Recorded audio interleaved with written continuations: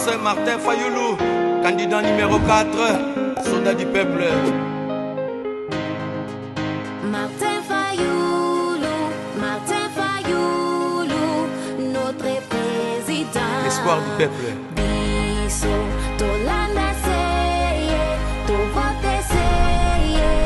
Martin Fayoulou, président.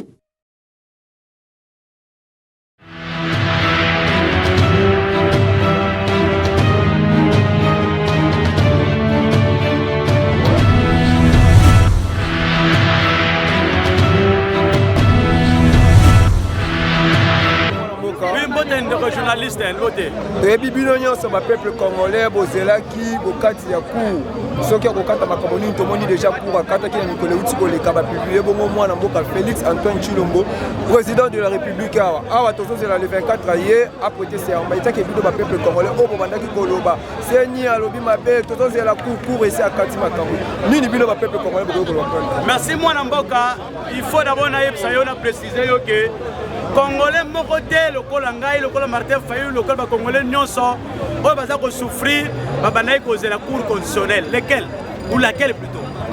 Quelle est cette cour constitutionnelle? Lelo to expliquer bino sur lelo. Nous avions dit ça.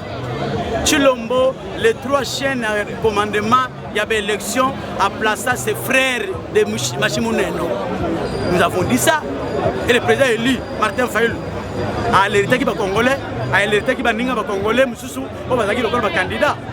Moutelo Kolanga, n'a pas cause de la cour constitutionnalité.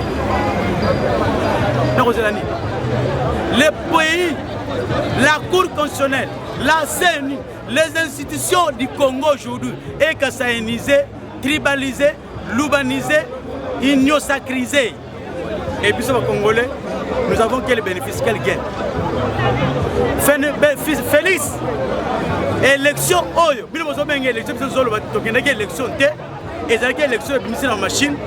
Congolais, vous avez une élection, vous reconnaître M. Félix Tshisekedi qui est élu par le peuple congolais dans ces pays. Non, Atikali le seul président ou Atikali na histoire ya mabe na mboka na biso. M. Félix Tshisekedi ne seni na ye. La seule CENI où on a voté sans carte d'électeur, c'est la CENI de Félix.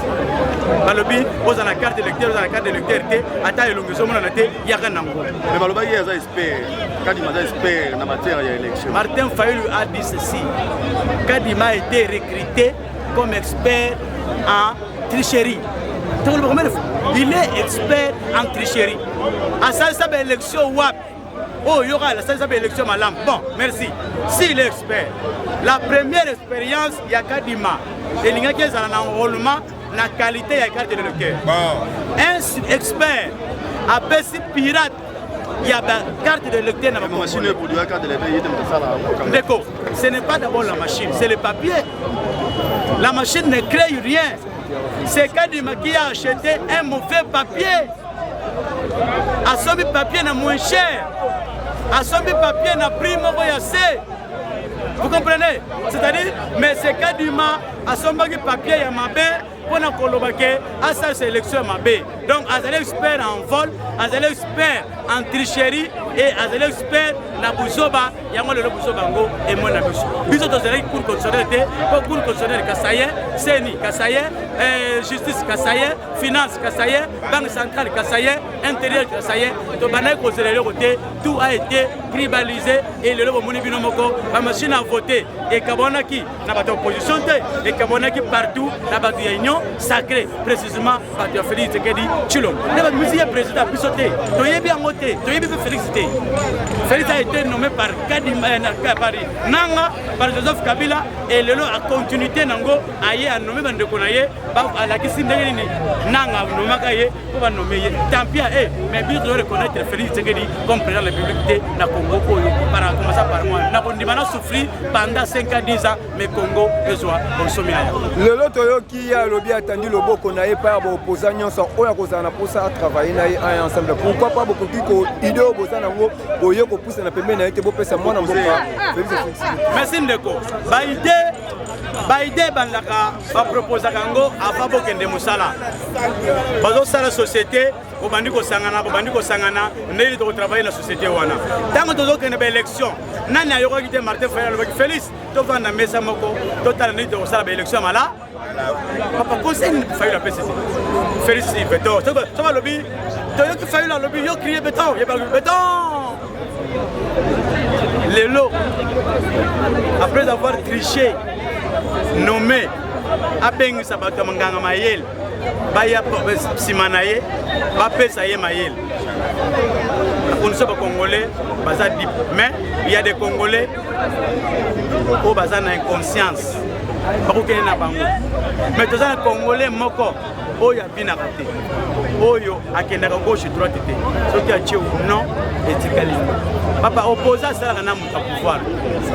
Ce que tu le les opposants, azaki na Belgique. Ça yoka na Belgique muta pouvoir azu bengi ba opposant boya to sangana te. To zalaka na débazaka na deux camps. Kaya ba républicain na ba kaya ba démocrate. Kaya ba républicain ceux qui ba aussi majorité, ba démocrate peut ba ba député na bango ou ba aux assemblée nationale pour travailler. Mais ya kozala bati ko opposition, ba ya na pouvoir et tira osala te la monde entier. Ya linga ça la partie unique impère misonga. Aye bien le côté. Aucun opposant comme Martin Fayulu pour que nous vanda na élève naie abana otangisa professeur naie kondi Fayulu kondi man sala na Félix toi yoka Félix avant ça ya ko to sala ezalo ko la professeur andimi mwana na classe atangisa bango ba yebe le côté Fayulu za mayela tanga ba classe ya claire bien muta ko ya kuna zate azela katumbi azela katumbi azela Frank Diom azela Denise Sang azela Mozit bango ezali mode opératoire na bango Fayulu azana mode opératoire l'opposant reste l'opposant. Amen. Mais parce qu'il y en a qui ont le bas, non, ils ont l'opposant Moroya ni la raté qui n'arrive pas à établir ma tout droit. Tandis que sur la quartier de l'Emba qui peut faire explication que non, Martin Fayulu là dans la constatation. Chance ni bo pesi na 5 ans au moins na mboka Félix Tshisekedi azui ici. Ndekolanga 5 ans oyo o Félix azui, eza 5 ans moko oyo akopesa chance de mais eza 5 ans oyo kutubiso oyo kutubiso tozosala déclaration que Félix asala te alongwa. Donc conscience ne moko ndenge ezana esalaka biso peuple congolais tolingi te tovote te puisque bapreuve yango oyo omoni makambo nzambe asalaka bapreuve yango oyo emonani mpa na bango moko kaka ye Félix Tshisekedi na ordre na ye apesi kati ma ordre bazwi bamachine badistribue na bato na bango ya union sacré lelo le même bamachine ntango peuple congolais afongoli miso bakangi bato wana ka le même ye Félix apesi ordre baekarte bato wana siko bato wana lokola par exemple Ngobila Bacharles Mutamuntu candidat na bango président Tshisekedi bami voté pour babima ba député en même temps ba voter Tshisekedi président de la République siko ndengani ba écarter bango batika Félix omoni tala moko oyo bandeko nanga ba congolais na zo bino ke to fongola miso Congo toza ebele eza mboka moko bato batangi mingi meto comme il ba zoba pourquoi une groupe ba bato ba manipuler biso boy 5 ans Tshisekedi asali na théâtre yango to moni ba conséquences insécurité lelo nani na misala ezate bato bazo souffrir moyen ba investisseur ba yate puisque eza ba pouvoir moko nommé bon lelo tozo ke na même continuité et biso peuple tozo la isa miso on lié to telema na eloko oyo ndenge ba écarter ba Ngobila Félix pe alungwa puisque bavoi wana mpe bayibeli ya koyibela. Alors mwana mboka mpona motuna na yo tokopesa ye chance te, au contraire tokosoutenir bato oyo bazobundisa Félix neti nga naza d'accord na ngai ya biso peuple kinois peuple congolais tokopesa maboko puisque tokokontinue na bozo baboye te nanga oyo ayibaki barésultat ya Martin Fayulu apesaki yango pas discuté lelo bino bozosoutenir ye tokosoutenir par rapport à nini puisque ntango nanga ayibi nani pouvoir Martin Fayulu apesi Kisenge so Kisenge azaki moto aza logique alingaki aboya lokola andimaki seke ye mpe aza malfaiteur lokola nanga siko eloko nini nga na koapuye nanga puisque lokola ayibaki 5 ans wana eleki 5 ans eleki na théâtre 5 ans eleki na souffrance lelo tala biso nga naza agriculteur naza fermier tokimi plateau mpo na insécurité babiloko tomona te na vie na biso melelo tokomomona yango siko tondima moto aboye akontinue malamu na soutenir nanga atako asalaki mabe tobengana ye puisque tozwa mokonzi oyo akovandisa mboka akovandisa social oyo akokotisa sécurité eloko tolukaka na pouvoir changement sécurité na social mais lokola toza na insécurité social eza te na mikono naza na milio na tiki bakuluna na bamachete na moyibo na banda baprésident nyonso bavanda na mboko so mona eloko wana kuluna abimela bato na air tardive mais ekomi vis-à-vis me na mamoyi Félix aza incapable aza président akosoutenir te akovandisa te message nini okoki koloba par rapport ya maponami ya 2024 merci monsieur le journaliste volume tolobi boye mpona 5 ans oyo ya monsieur Félix Tshilombo en tout cas biso tosepeli na deuxième mandat oyo te eza kaka pouvoir ya moyibi biso peuple tozonyokama biso baenseignant tozonyokama eloko moko ya malunga bazosalela biso eza te tozosepela nango mpe te papa na ye liboso azalaka vivant ayebisaka ye boye mwana na nga oyo nga na boti nga moko nayebi ye oko kopesa ye pouvoir te na présence na ngai soko kopesa ye pouvoir akokunda mboka oyo mwana na nga aza Kisenge aza mayele te wana papa na ye mutalobaki wana papa na ye mais biso bapeuple tozonyokama na bana tala population ndenge ezonyokama mais biso tondimi pouvoir oyo te ya 5 ans na ye ya deuxième mandat na ye tolobi boye Félix yo lokolo oyokaka te ozomema biso na pulu yeke olongoli bangobela nde baza bamoyibi batriche yo mpo oza moyibi ye tia na mutu na yo lelo oyo soki otamboli tambola na likolo nzela na yo ezala ya likolo na se te na se biso bapeuple tozali oyo koyela yo ekoyela yo osplotire kaka wana olelaki ku ye wana kati makambo azongisi kaka makambo epai ya mwana mboka Félix Antoine Tshisekedi etaki peuple congolais nini bokoki koloba par rapport ya 5 ans ya mwana mboka toyebisi juge wana lokola Kongo ezali ya ye moko eza malamu mais soki Kongo eza na peuple oyo ye asali likolo nzambe na se mabele bawe bakolia ye oyo akataki tribunal ya kamera aza wapi eza mpe ndenge moko na ye soki azokoloba azokomona conséquence oyo juge ya liboso azwaki te ye ya mibale akozwa yango pepe congolais bazosufrir toza na mai te toza na courant te tozolia makwala tozobana na biso na classe eza mpasi kobengana bango ntongo pokwa toza na souffrance toluka topona mokonzi na biso ya malamu mpo akamba biso malamu lelo toyo komona Félix Tshisekedi azwi bamashine bambokoso bazwi bamashine bala grâce bazwi bamashine la grâce ya hotel la grâce ya bamashine ekotaki kuna bajangoi mashine donc bazokotisa bato bazovote na mutu moko azovote 10 fois na mutu moko azovote 20 fois mais nayo kokamwa Ngobila asaleli Félix Moussala a voté plus de 5 millions de personnes pour le Félix. Mais le labo balongoli Ngobila. Le labo balongoli ba député. Le kola yé président de la République. Ayebi ke Ngobila yibaki. C'est que yeba za boyibi. Muto ayibi na muto asui.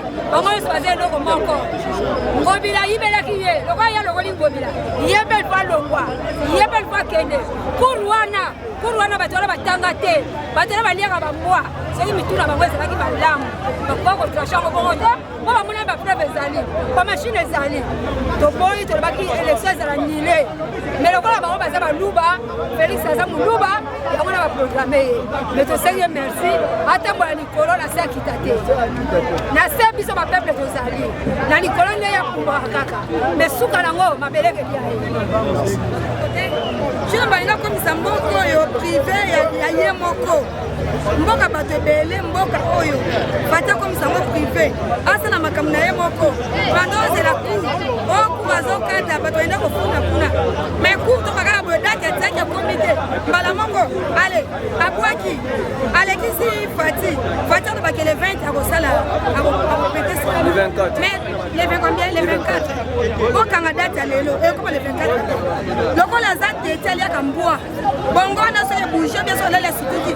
bosora bwele aprete serment ekoma ata le 24 kana mais problème te aza makila na mai lokalinga sufri ka biso fati oza na makila na mai otambolaka zwana pouvoir na kisi kanga na yo sande mutema na lingi mais mukolo moko ezali fati ata ososibir makambo te bana na yo bakokolo bakosibir makambo osana mboka oyo soki yo olobi kokosibir na yo totikela bana na yo libota na mbongo mais bana mabutu balie mbongo wana te bana mabutu balie mbongo le mabutu azalaki na bisasa mabutu fama mabutu esepete toyebi mpe bango toso baza wapi bayokani pete likambo ofati osala ekokomaka inshuru okoma lokwa mabutu naza mingi oloba te aza ndoki abomi biso tokomi nango 15 ans lisusu tokoma ndenge eza nde mpo tosufri 15 ans sobi osa susenge loba makasi par rapport ya baponami outi koleka par rapport ya publication ya mwana mboka Félix Antoine Tshisekedi azwi sous deuxième mandat taki bino bakongolais boyambi yango boyi mpona biso bajournaliste biso pasi neti nga vraiment nakolobela ngo bomoni nga nazalaki na masamuna namoni mazenga namoni manto namoni donc tous les FCC natumbaki machine na masamuna so boyokaki obetaka fortement moko nakopesa yo ozolanda biso na média tilo yo jour olekaka le 17 na masamuna oleka na hermi okeki kwiti fayulu alandi yo abeti yo vraiment oyo avotaka yo mpenza na banduki ezalaki na yo bando ozelo na masamuna zwa mazenga zwa manto zwa kinke zwa bino nyonso lukiana oyebisaki bino ke soki boye na mabele ya kokupemba okoeshue aeshue deja batakwile bafukamaki kwamba leli mpona martin fayulu mboso yo ozalaki mwana notango obetaki ozoyeba ti nayebisa oke na kolanda otina suka na esloka tosale boyebi biso tambola na okotia likolo te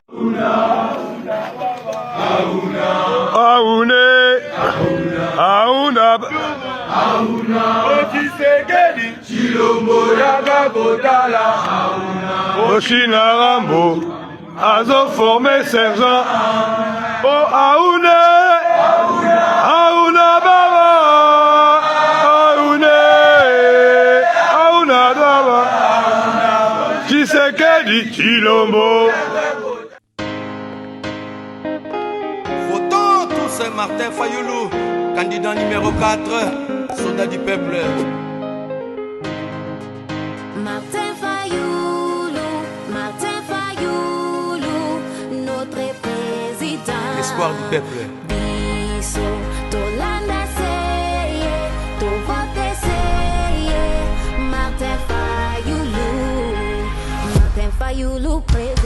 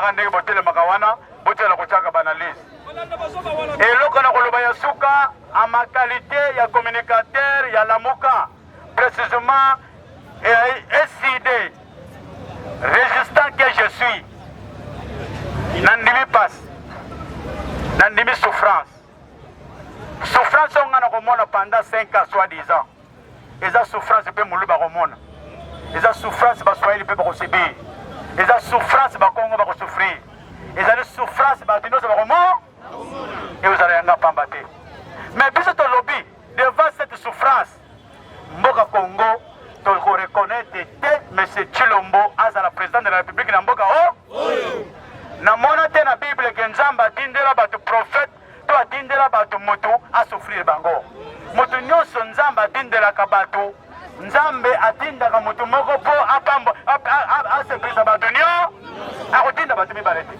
mais soki omoni moto aye ekabandi kosouffrir peuple na ye moto wana aza moto ya nzambe longola yo moto olobaka toute autorité vient de Dieu toute autorité vient de eza lokuta lelo bakangi ngobele na bamashine a vote po abima de oloba autorité wana ewuti na nzambe ewuti na moyi cino bapesi bamashine a vote bavote ye abima président après yozoloba toute autorité vient de autorité ya Félix Tshisekedi ewuti na nzambe ewuti na bamashine a vo ewuti na Joseph Kabila kaba awa ewuti na gani biso tolobi Mr. Tshilombo tu n'es pas la volonté de Dieu ozali volonté ya individu lokolo oza volonté ya individu biso peuple tokondima volonté ya individu te tokondima volonté ya biso peuple ko tozo reconnaître yo te comme président de la République comme l'a dit le président Louis Martin Fayulu congolais moko te à reconnaître Félix comme président de la République oyo bako reconnaître ye oyo bakozwa bamandataire oyo bakozwa kuna bazwa mbongo ya moyibi biso Martin Fayulu alobi congolais ifo azala au premier rang baportise bazala na su lokolo Tshilombo batuni ye na télévision okokitisa mbongo badepute te réponse apesaki nini nakokitisa mbongo badepute mpona nini yobi badepute mosala basalaka tala nano moto d'après ye na question batuni ye pour kokitisa batrain de vie ya baministre na ya badepute azotuna journaliste bokende na top Congo bokomona yango azotuna journaliste ndeko journaliste yo yebi mosala badepute basalaka mpona kita salaire na bango nga akokita salaire na bango te oyebi misala makasi bango basalaka aye Félix Tshisekedi explike biso marge atele kozala depute te marge atele kozala ta ebonogomese te moyen yeba mpe misala depute bomona ye nani te bopesa rezo mpo atikala kosala te na mboka oyo nde atunaki ete oyebi depute asalelaka depute congolais asalaka mosala moko te mpona peuple na ye depute asalaka mibeko mpona mboka na depute asalaka mibeko mpona congolais amona bolamu na mais oyo bango basala yango mpona biso te basala yango mpona bolamu na bango moko bana Fayulu oye c'est pourquoi biso tokoreconnaître Tshilombo te comme président de la République tokoappliquer article 64 ekoya congolais nyonso oyo oza na 4 po ya RDC oyo nyonso olingi osala sa article 64 tokosala yango ezali constitutionnel mpona kobare route na bato balingi bazwa pouvoir na maka mpe bazwi yango na makasi esengeli biso tobengana ba ezali badisposition constitutionnelle malgré Tshilombo aza kopiétine constitution ya Congo. Voilà oyo nakoki koyebisa bino na ntongo ya lelo. Merci.